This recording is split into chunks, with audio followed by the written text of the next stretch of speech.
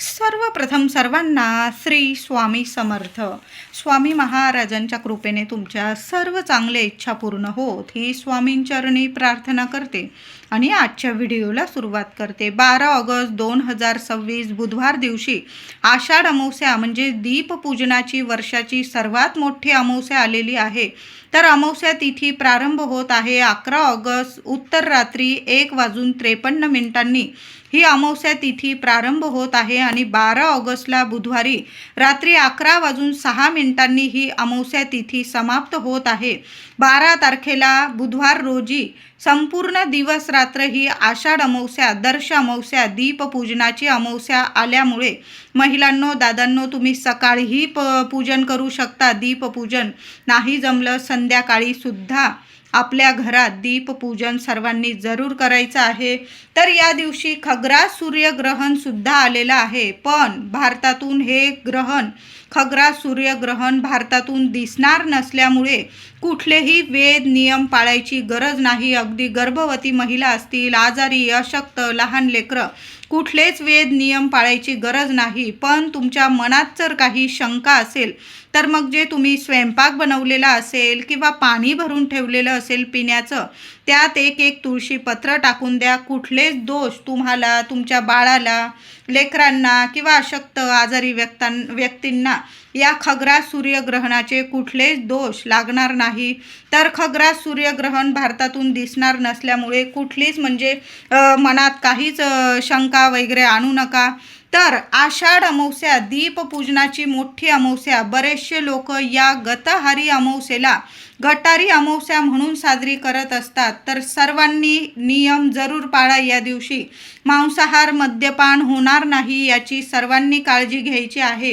ही गटारी अमावस्या म्हणून साजरी न करता दीपपूजन करून आपल्या घरात गोडाधोडाचा नैवेद्य दाखवून आपलं वर्ष कसं सुख समृद्धीचं गोडाचं जावं, घरात शुभ मंगल गोष्टी घडून याव्या या दिव्यांच्या साक्षीने वर्षभर आपल्या घरात लक्ष्मी नांदावी, घरात शुभ गोष्टी घडून याव्या म्हणून दीपपूजन करून हा दिवस साजरा करायचा आहे.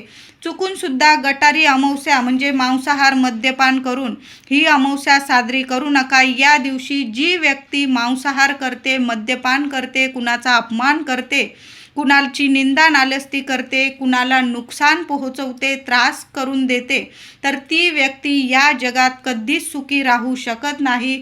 तिच्या डोक्यावर भरभरून पापांची वृद्धी होत राहते आणि तिला क्षमा देवांकडून कधी मिळत नाही. म्हणून या दिवशी चुकून सुद्धा कुणाचा अपमान करू नका, कुणाला त्रास होईल अशा गोष्टी करू नका. तशा तर या गोष्टींचे नियम नेहमीच पाळावे, पण अशा मोठ्या तिथींना जरूर आवर्जून हे नियम पाळा आणि ही अमावस्या दीपपूजन करून साजरी करायची आहे. चुकून सुद्धा मांसाहार मद्यपान करू नका.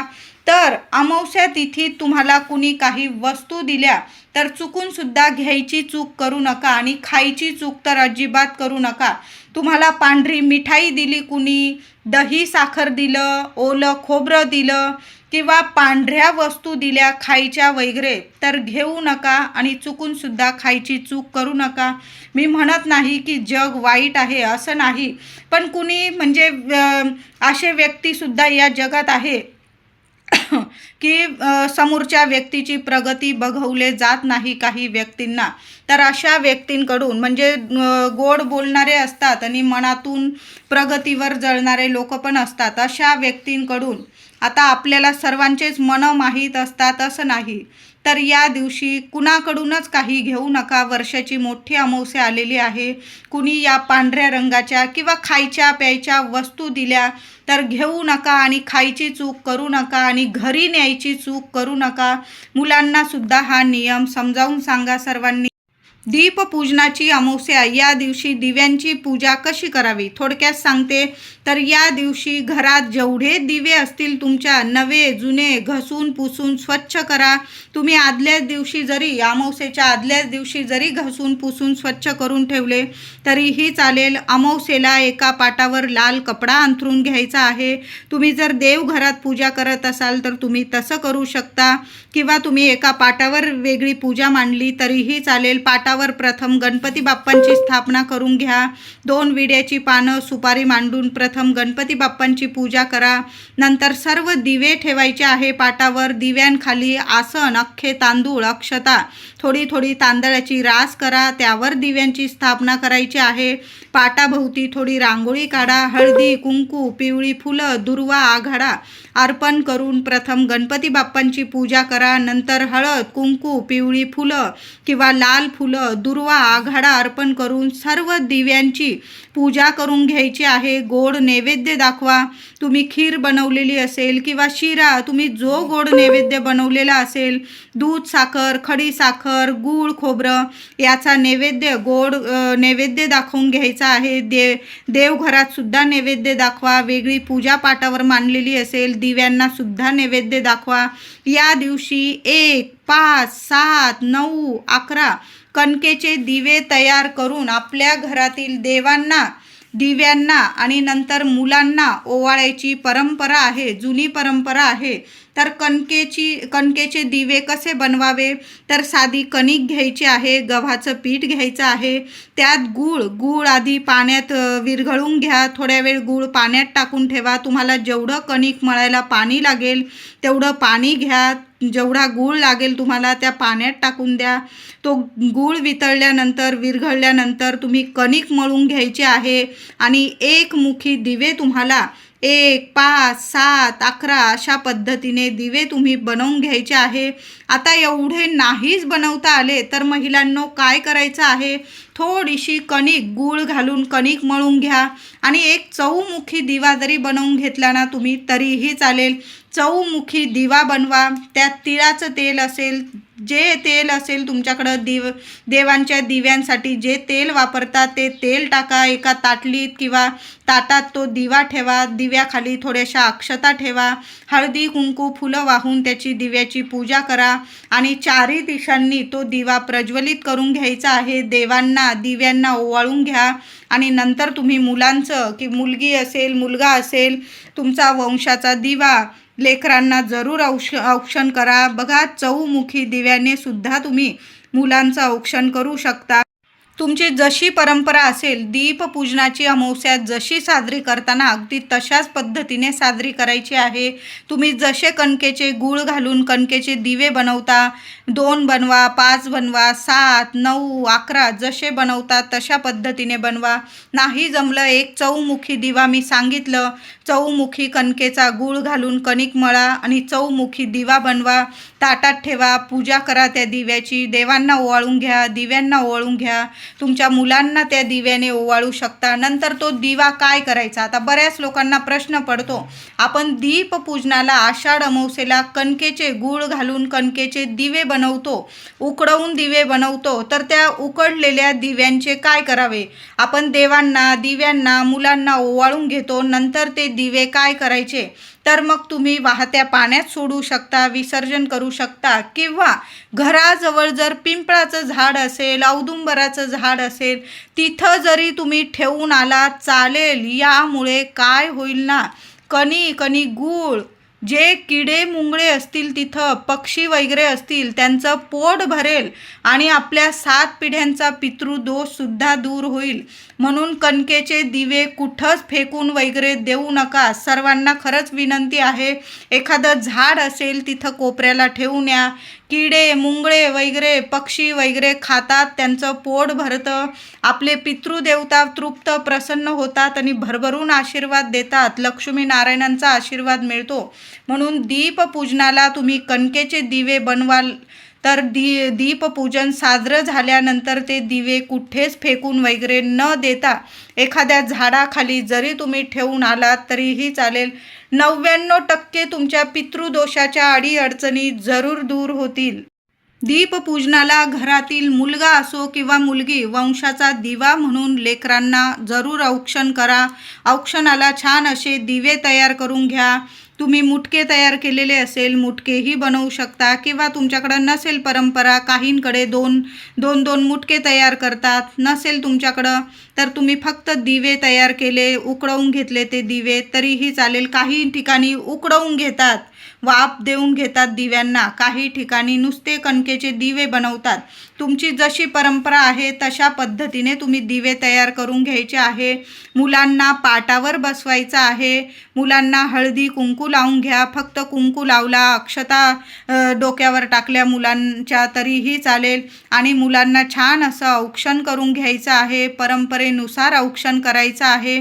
यामुळे काय होतं, पुढची पिढीसुद्धा घरातील या चालीरीती पुढे चालवतात आणि पाळतात. प्रार्थना बोलायची आहे. जेव्हा दीपपूजनाची अमावस्या साजरी कराल ना, तर मुलांना सुद्धा जवळ बसवा. मुलांकडून शुभम करोती कल्याणम आरोग्यम धनसंपदा शत्रुबुद्धी विनाशाय दीपक ज्योती नमोस्तुते ही प्रार्थना मुलांकडून जरूर म्हणून घ्यायची आहे तुम्हाला. ओम श्रीम दीपदेवताय नमः, ओम श्रीम दीपदेवताय नमः या मंत्राचा जप करा आणि दिव्यांची हळदी कुंकू फुलं अक्षता वाहून तुम्ही सुद्धा पूजा करा. मुलांकडून सुद्धा पूजा करा. मुलांकडून सुद्धा दिव्यांना, गणपती बाप्पाला दिव्यांना थोड्या का होईना दुर्वा आघाडा जरूर अर्पण करून घ्या. दीपपूजनाच्या दिवशी सर्वांनी सकाळी सहज घरात आघाड्याची पानं जरूर घरात घेऊन या आणि देवांना देवघरात आणि दिव्यांची पूजा कराल तर दिव्यांना सुद्धा दुर्वा आणि आघाडा वंशवृद्धी करत असते. म्हणून दुर्वा आणि आघाडा जरूर या दिवशी अर्पण करा. मुलांकडून सुद्धा अर्पण करून घ्या आणि मुलांकडून शुभम करोती या दिवशी जरूर पठण करून घ्या. प्रार्थना करून घ्या. नमस्कार करायला सांगा देवांना, दिव्यांना. दीपपूजनाच्या दिवशी सर्वांनी लवकर उठायचं आहे. लहान असो मोठं असो लवकर उठा आणि आंघोळीच्या पाण्यात थोडंसं गंगाजल टाकून आंघोळ करायचं आहे. महिलांनो, थोडं खडं मीठ जरी टाकलं तरीही चालेल. शारीरिक मानसिक त्रास दूर होतील आणि भरभरून प्रगती होईल. कुणाची नजर बाधा लागलेली असेल तर ती सुद्धा नष्ट होईल. तुमच्याकडं जर तुरटीचा खडा असेल तर थोडी थोडी तुरटीसुद्धा तुम्ही आंघोळीच्या पाण्यात टाकू शकतात. यामुळे सर्व नजर बाधा शत्रुपीडा नष्ट होते आणि भरभरून दिवस रात्र मुलांची आपली प्रगती सुरू होते. आंघोळीनंतर उंबरठ्याची हळदी कुंकू वाहून पूजा करायची आहे. प्रथम हळदीचं लेपन करून घ्या.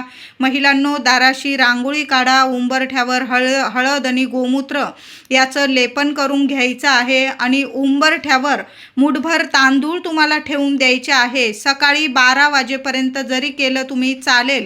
12 वाजेच्या आत उंबरठा पूजन करून घ्या.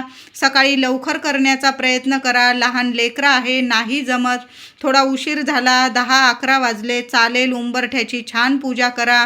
हळदीचं लेपन झाल्यानंतर उंबरठ्याची हळदी कुंकू फुलं अक्षता वाहून माता लक्ष्मीच्या पावलांची पूजा करा. दोन्ही वेळेला उंबरठ्याशी दिवे लावता आले तर जरूर लावा आणि उंबरठ्यावर एका मातीच्या पंतीत तुम्हाला मुठभर अख्खे तांदूळ ठेवून द्यायचे आहे.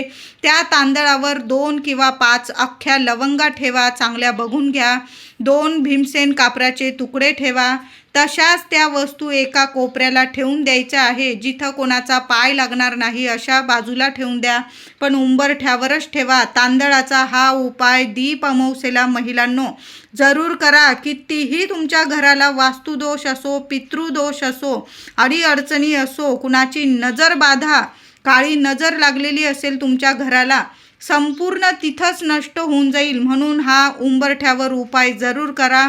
अख्खे तांदूळ, मुठभर तांदूळ एका मातीच्या पंतीत जरूर ठेवा. त्यावर लवंग ठेवा, भीमसेन कापूर ठेवा. दिवसभर राहू द्या. रात्री 7 वाजेनंतर तुम्ही ती वाटी मध्यभागी उंबरठ्यावर घ्या. येण्या जाण्याच्या रस्त्यात आणि भीमसेन कापूर सोबत त्या वस्तू जाळून टाकायच्या आहे. भीमसेन कापूर अजून जाळावा लागला चालेल, पण हा उपाय सर्वांनी जरूर करा.